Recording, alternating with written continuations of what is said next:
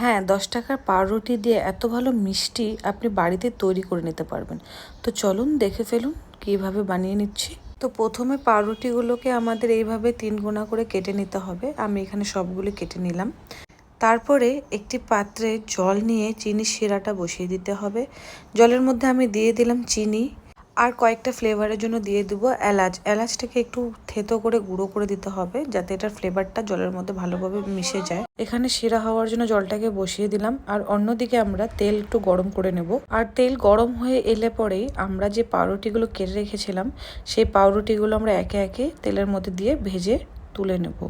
একটু এপাশ ওপাশ করে আমাদের ভাজতে হবে, যাতে একটা গোল্ডেন কালার চলে আসে পাউরুটিগুলোর মধ্যে, আর যেন ভালো মতো মুচমুচে হয়ে যায় দুপাশ দিয়ে। শোনা গেছে আগের দিনে রাজা মহারাজারা এই মিষ্টিটি খেত, যার জন্য এটার নাম হয়েছে শাহী টুকরা। আর এখন যেরকম রোজার মাস চলছে, রমাদানের জন্য এটি একদম পারফেক্ট একটি ডেজার্ট। আর বাড়িতে যদি কখনো না বলে কোনো গেস্ট চলে আসে, তো ঝটপট এই মিষ্টিটি বানিয়ে নিলে পরে অতিথিরা প্রশংসা করতে একদম বাধ্য।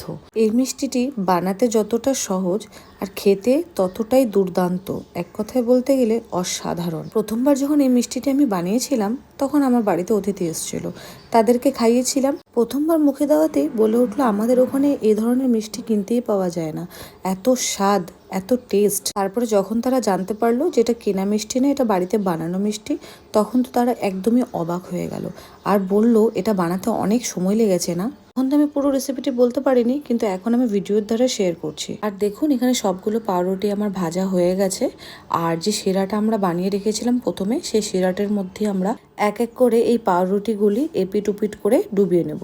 যেভাবে আমি ভিডিওতে দেখাচ্ছি সেইভাবে আপনারাও করে নেবেন, আর ডুবিয়ে নিয়ে আমরা একটা প্লেটের মধ্যে এটাকে সাজিয়ে নেব।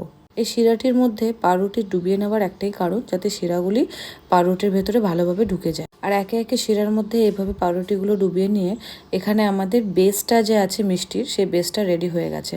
আর বেঁচে থাকা যে শিরাগুলো থাকবে সেগুলো ফেলে দিবেন না, কিন্তু ওগুলো আমাদের পরে কাজে লাগবে। আর এখন আমরা তৈরি করে নেব মিষ্টির উপরে যে ক্ষীরটা দেওয়া হবে, সেই ক্ষীরটা আমরা এখন তৈরি করে নেব। তার জন্য লাগছে এখানে একটি কড়াইয়ের মধ্যে আমি নিয়ে নিয়েছি 1 প্যাকেট দুধ, আর তার সাথে মিশিয়ে দেবো আমি 1 কাপের মতো গুঁড়ো দুধ। আর এই গুঁড়ো দুধ দেওয়ার একটাই কারণ, যাতে আমাদের ক্ষীরটি খুব তাড়াতাড়ি হয়ে যায়, আর দুধটি যাতে খুব তাড়াতাড়ি গাঢ় হয়ে যায়। তো এইভাবে গুঁড়ো দুধ দিয়ে আমি এটাকে ভালোভাবে মিশিয়ে নেব। বেসিক্যালি আমাদেরকে এখানে দুধটিকে জাল দিয়ে দিয়ে অনেকটা কমিয়ে আনতে হবে। আর যে শিরাটি রাখা হয়েছিল, সেই শিরাটি কোন স্টেজে ব্যবহার করতে হবে, কোন সময় ব্যবহার করতে হবে, সেটা আমি ভিডিওতে দেখিয়ে দেবো। এইভাবে দুধটিকে ভালোভাবে বয়েল করে করে আমাদের এটাকে অনেকটা কমিয়ে আনতে হবে। আর এখানে দেখুন দুধটি অনেকটা কমে এসছে, আর কেমন একটা ক্ষীরের স্টেজে চলে এসছে। আর পাশে যেই ক্ষীরগুলি লেগে আছে, মানে সরগুলি লেগে আছে, সেগুলোকে আমরা ভালোভাবে কুড়ে নেব খুন্তি দিয়ে।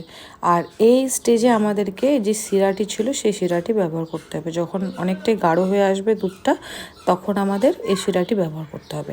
আর শিরার মধ্যে অলরেডি আমাদের এলাচ দেওয়া আছে, যেটার এসেন্স আমাদের দুধের মধ্যেও চলে আসবে। শিরাটি দেওয়ার পরেও আমাদের অনেকটা বয়েল করতে হবে, বয়েল করে করে দুধটিকে কমিয়ে আনতে হবে।